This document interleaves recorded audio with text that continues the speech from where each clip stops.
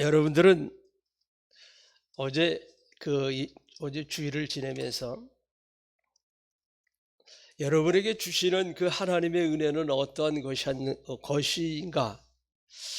저는 이제 계속해서 새벽에 여러분 앞에 설 때마다 늘 말씀하고 있는 것이, 그리스도인이라고 하면 그리스도인다운 그 하나님의 은혜 가운데 머물러 있는 삶이 있어야 된다, 이런 생각을 가지고 늘 말씀 가운데에서, 제가 신학을 공부해서 전문으로 공부한 건 아니기 때문에 말씀이 주는 삶을 통한 기쁨, 말씀을 통한 삶이 주는 믿음의 어떠한 선한 영향력, 이런 것들을 생각하면서 늘 여러분에게 계속해서 말씀드리는 것이, 여러분들이 예배 가운데 예배를 사모해야 되고, 사모하는 것만큼 기도하는 삶이 되어야 되고, 그렇게 될 때 성령의 인도함을 통한 예배 가운데 임재하시는 말씀 가운데, 말씀이 우리에게 주는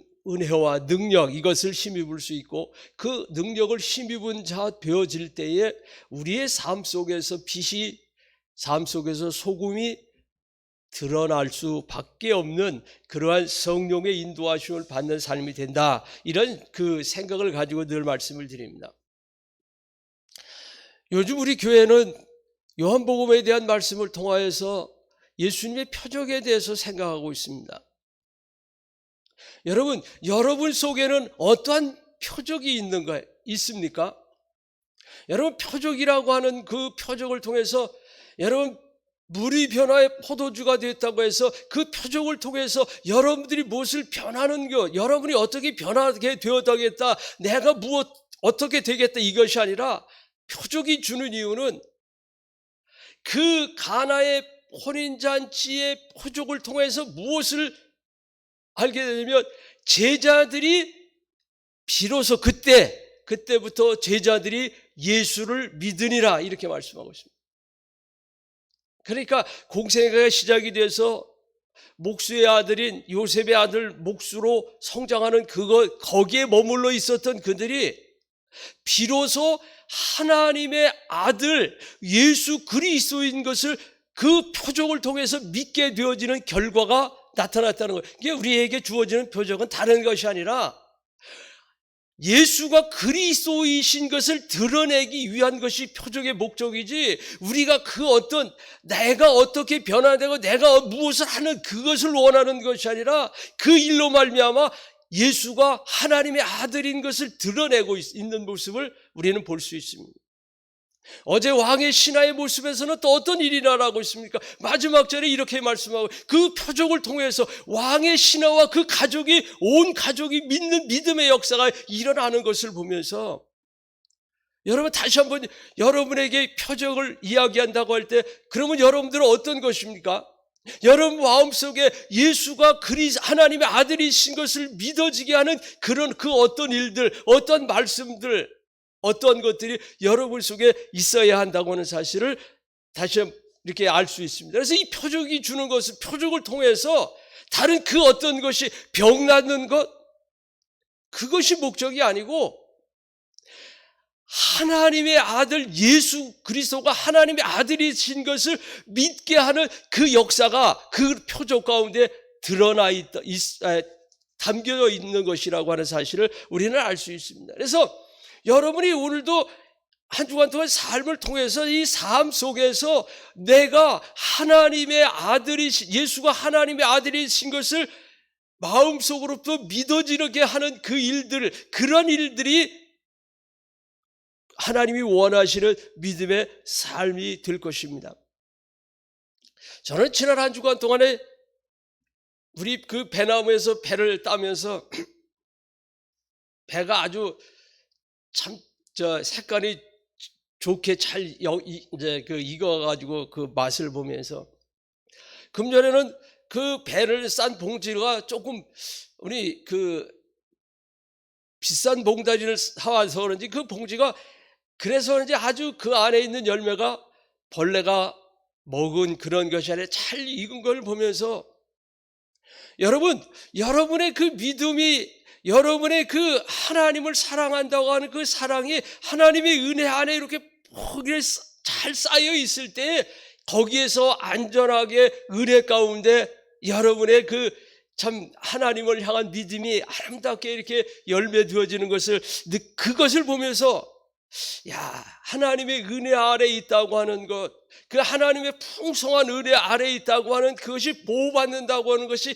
이런 것이구나. 그 안에 있는 그 열매가, 배가 그 봉지로부터, 그 봉지가 아주 두껍게 잘 보호하고 있기에 그 배는 아주 맛있기도 하고 색깔도 그렇고 벌레의 어떤 그 침입 같은 것이 없어서 아주 잘 결실한 그것을 보면서, 여러분, 오늘 다시 한번 여러분들이 오늘 이 말씀을 통해서 우리가 행해야 할 것, 우리가 어떻게 해야 될 것이, 믿음의 사람으로서 어떻게 무엇을 해야 될 것인지 상전들에게 또 종들에게 이렇게 말씀하면서, 여러분, 이 시대는 전쟁을 자주 하는 시대입니다. 그래서 전쟁을 자주 하다 보니까 어떤 일이 일어나냐면 포로로 잡혀가게 되고, 그러기 때문에 종들이 많아질 수밖에 없는 그러한 시대를 살았습니다. 그래서 이 중세의 그 유럽 지역에서는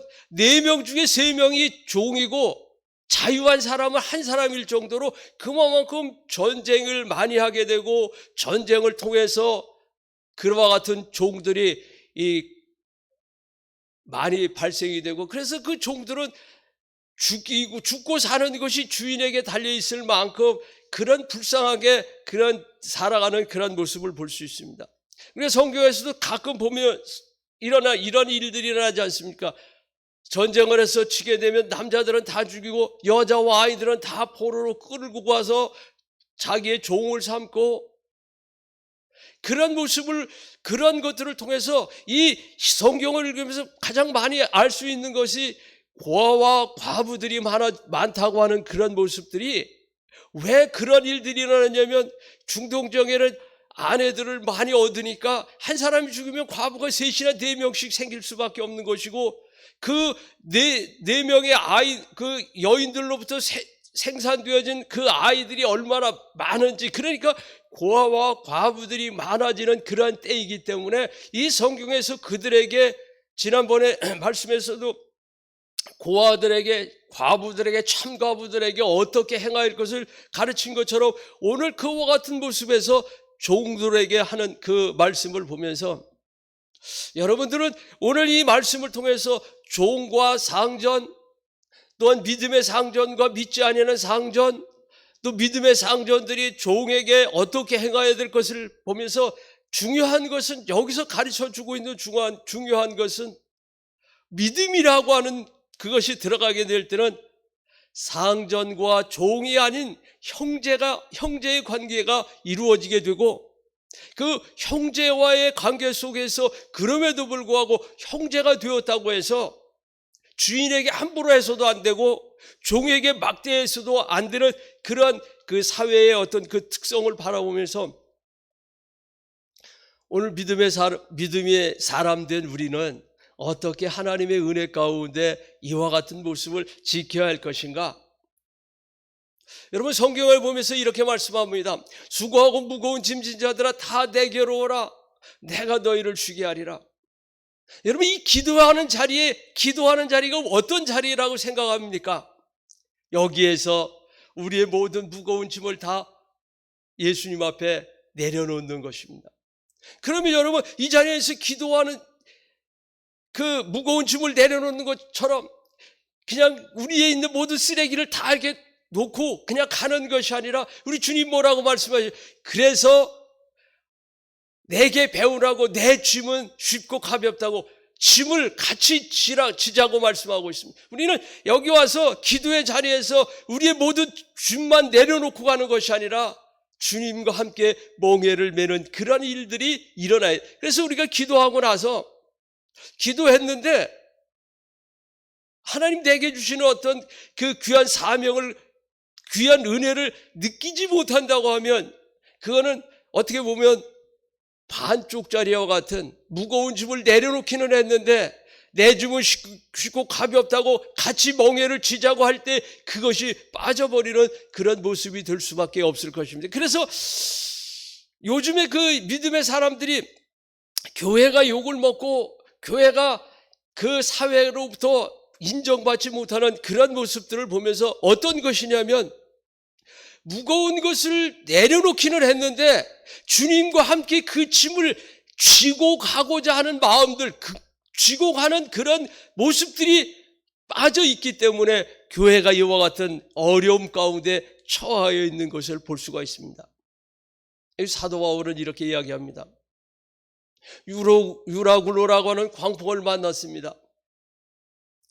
그 상황을 설명할 때 보면 그 돛이 찢어지고 돛대가 부러지고 그 안에 그 광풍이라서 별이 보이지 않고 굶주리고 울부짖으면서 그 고난 때문에 지금 다 죽게 되어서 고통하고 있는 그때에 사도 바울은 이렇게 이야기합니다. 나는 하나님을 믿노라. 이 고난 가운데에서 지금 앞이 안 보입니다. 계속해서 바람이 불고 풍랑이 일어나고 문제가 심각해서 이제 죽을 고비에 놓여가지고 그 문제 가운데 어려움 당하고 있는데 그때 사도 바울이 외친 것이 우리는 죽을 이유가 없다고 안 죽는다고 말할 뿐만 아니라 나는 하나님을 믿노라라고 외치고 있습니다. 여러분 코로나19 때문에 힘듭니까? 여러분이 상하고 있는 그 상황이 어렵습니까? 여러분 그때는 눈을 들어 하나님을 깊이 바라볼 수 있기를 바랍니다. 그렇게 될 때 그 믿음이 하나님이 그 사도 바울을 만나 주셨을 때 그 배에서 그 풍랑 가운데 소망이 거의 끊어진 것과 같은 그 상황 가운데서 자신 있게 담대하게 나는 하나님을 믿노라라고 말할 수 있는, 외칠 수 있는 그 믿음의 역사가 기도하는 사람들, 기도하는 여러분의 입술 가운데 이 사도 바울이 외쳤던 것 같은 그 담대함으로 외칠 수 있는 믿음의 역사가 여러분의 삶 속에도 나타나져야 할 것입니다. 사도행전을 보면 우리가 알 수 있는 것이 뭐냐면 기도행전이라고 할 만큼 기도로 시작해서 기도로 계속해서 이어가져 가서 마지막까지 기도하는 그 모습입니다. 사도 바울이 그 기도하는 그 모습 속에서 그는 그 모든 환난, 고통, 문제 속에서 그것을 경험하지 않습니까? 그것을 느끼지 않습니까? 여러분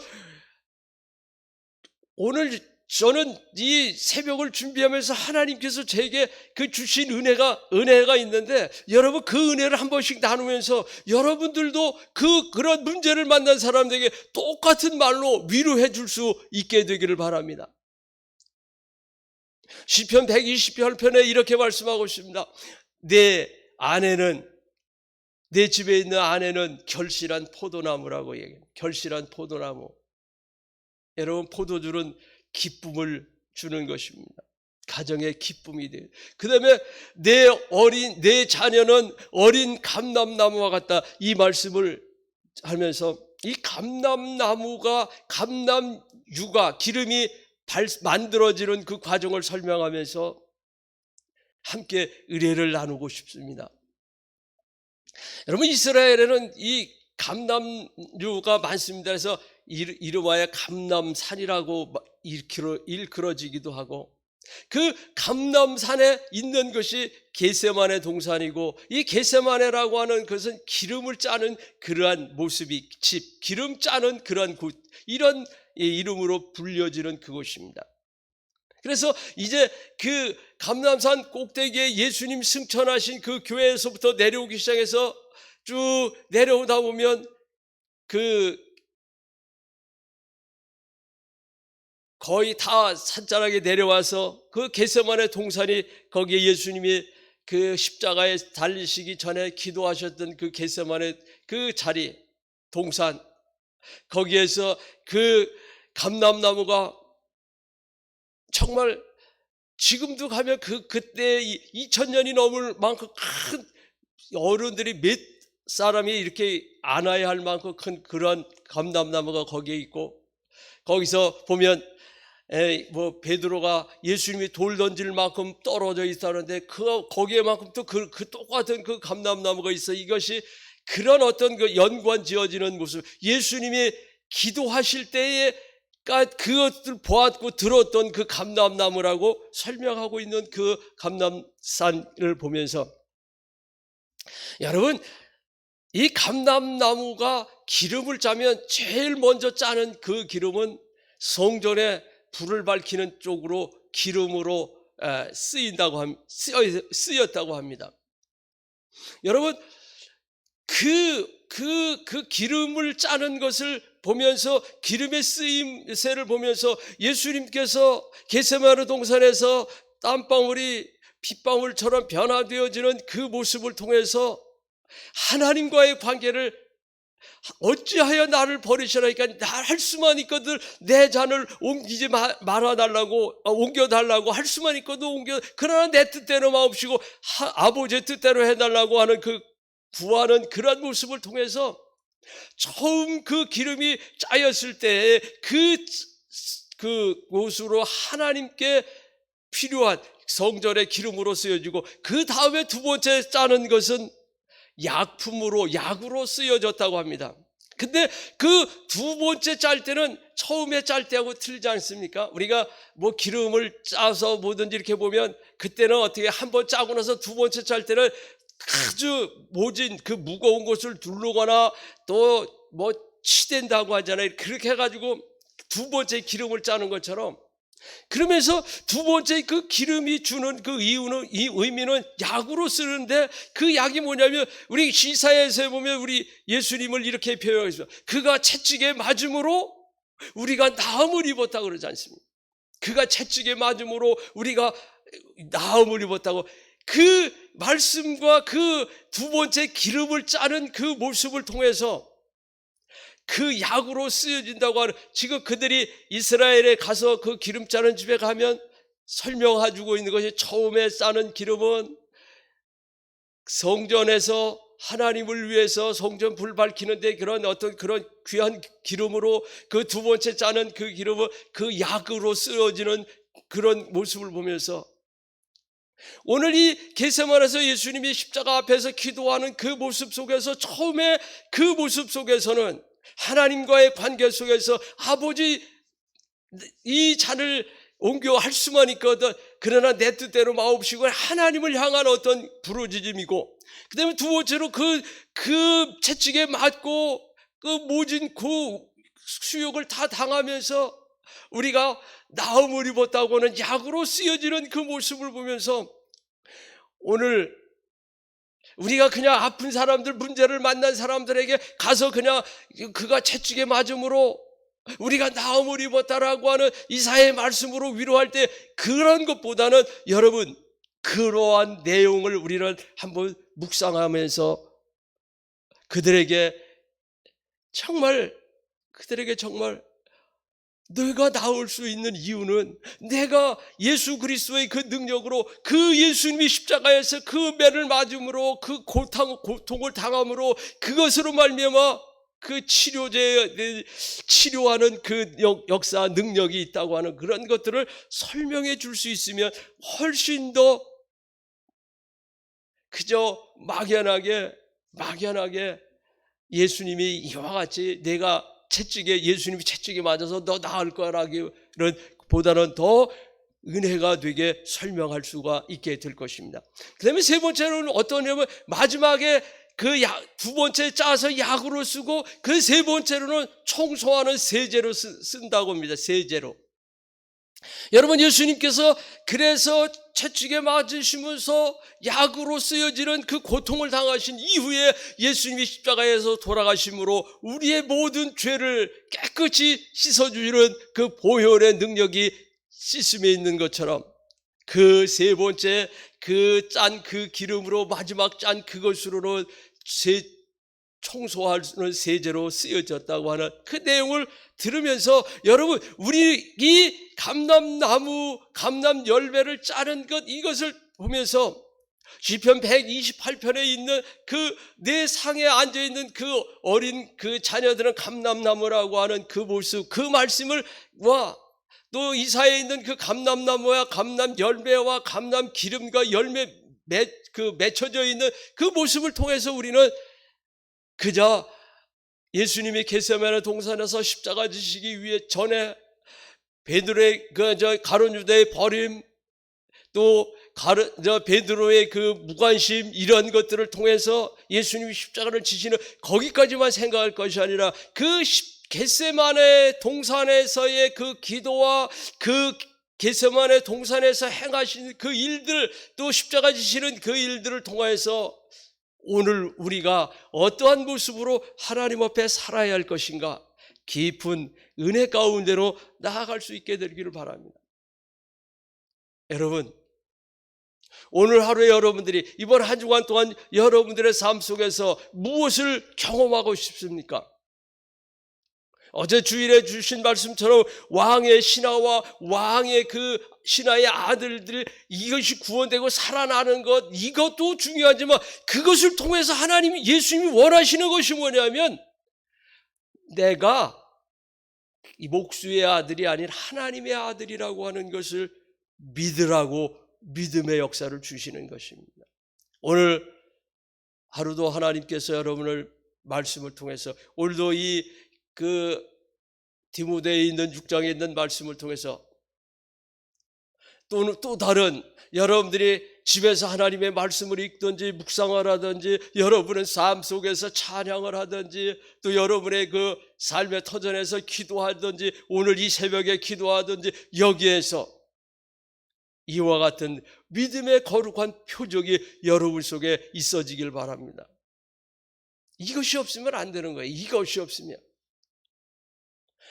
오늘 이 새벽에 이 찬양을 부르기로 준비를 하고 찬양을 부르고 찬양을 부르다가 그냥 저녁에 이 찬양을 부르는데 어떻게 성령께서 뜨겁게 역사하시는지 눈물을 흘리면서 내 주에 보여는 그런 모습들이, 제가 그것을 했다고 해서가 아니라 여러분의 삶 속에서도 그런 모습들이, 그런 은혜들이, 그런 예수님이 하나님의 아들 되신 그 표적들이 여러분의 기도의 자리에서, 찬양하는 자리에서, 여러분의 삶의 모습 속에 있어져야 진정한 믿음의 사람, 진정한 믿음의 하나님의 영광을 위한 종의 모습, 형제의 모습, 이런 것들을 지킬 수 있게 된다고 하는 사실입니다.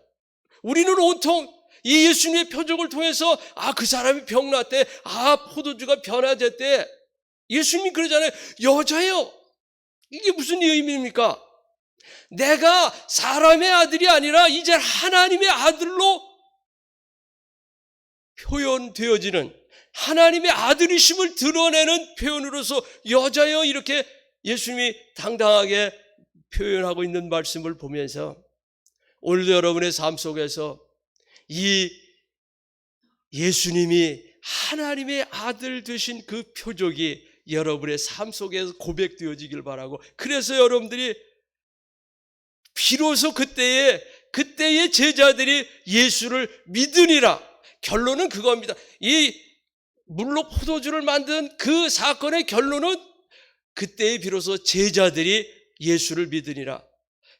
그 왕의 신하의 아들이 고침을 받은, 그러므로 왕의 신하와 그 가족들이 예수를 믿으니라. 이 표적 가운데 예수를 믿는 그것이 핵심인 것을 우리는 보면서 오늘 하루에서 여러분의 전 생애 속에서 날마다 드려지는 기도, 날마다 드려지는 말씀을 읽고 묵상하는 것, 날마다 드려지는 예배와 그 찬양 가운데에서 예수가 하나님의 아들 되신 것을 볼 수 있는 표적을 경험하는 그러한 믿음의 삶, 하나님께 영광 돌려드리는 은혜로운 삶이 될 수 있기를 바라고, 여러분들이 고난당하는 자들에게 예수님이 겟세마네 동산에서 기도를 통해서 그 기름이 짜여지는 모습을 통해서 처음에 그 기름으로는 하나님과의 관계, 두 번째 관계는 치유하는 관계, 세 번째는 모든 사람들의 죄를 깨끗이 청소해주는 세제의 역할로서 예수님이 십자가 지심으로 우리가 육신의 적인 것뿐만 아니라 죄 가운데서 사함을, 용서함을 받는 그런 기쁨 가운데 여러분의 삶이 충만해져서 여러분의 모습을 보고 여러분 속에 계신, 여러분과 함께 하시는 그 하나님을 만나 배우는 역사가 일어나고, 여러분들이 기도하는 자리가 어떠한 자리든지 무거운 짐을 내려놓기만 하는 것이 아니라 그 내려놓음과 더불어서 주님과 함께 가벼운 멍에를 메워질 수 있는, 메울 수 있는, 주님을 위해서 헌신할 수 있는 그러한 믿음의 아름다운 모습들이 여러분 삶에서 풍성하게 나타나져서 하나님께 영광이 되어지는 그런 믿음의 사람들 될 수 있기를 바라서 이 말씀 드렸습니다. 기도하겠습니다.